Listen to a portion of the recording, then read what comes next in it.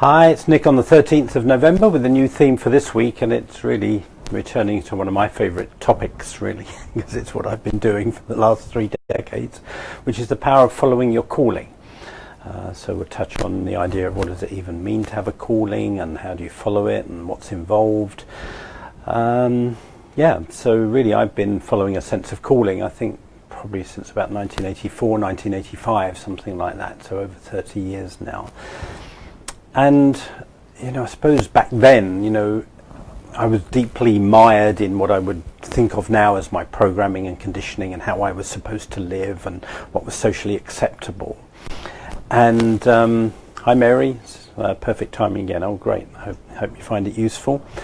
And for me, that sense of calling over 3 decades ago was like, maybe there's another life for me to live. Maybe there's a more true life for me to live. Maybe there's a more authentic life.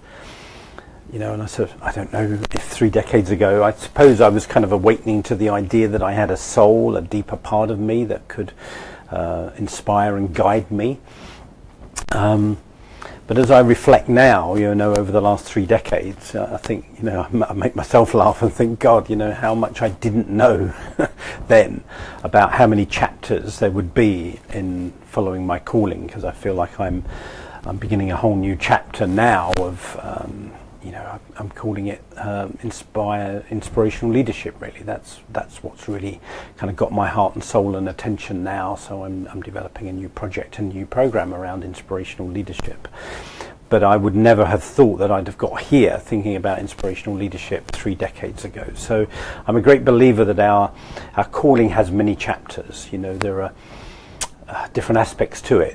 Firstly, different gifts that we have to bring into the world at different points in our life. I think our gifts mature, we become more confident, there's more of us to bring into the world.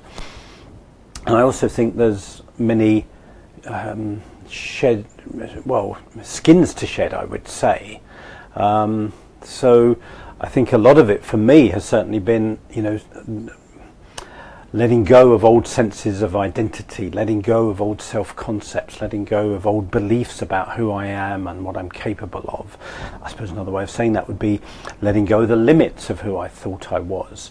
And for me, that's still ongoing after 3 decades. I still kind of get a bit shocked sometimes and go, blimey, I still can't believe these crappy things I believe about myself, even though I've been at this for such a long time.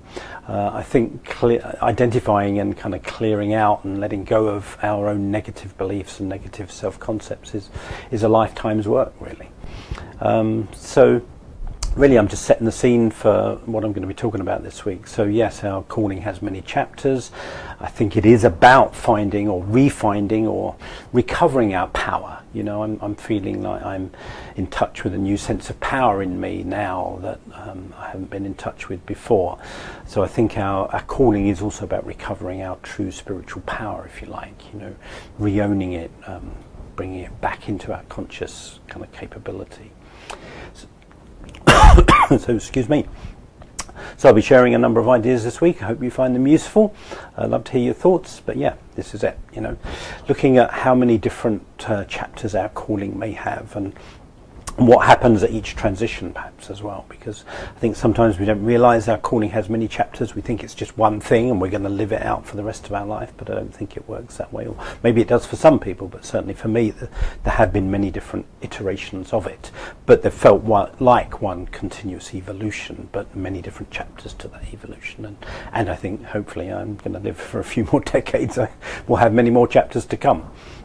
So, have a great day. I look forward to sharing thoughts with you this week. God bless. Have a good day. Bye-bye.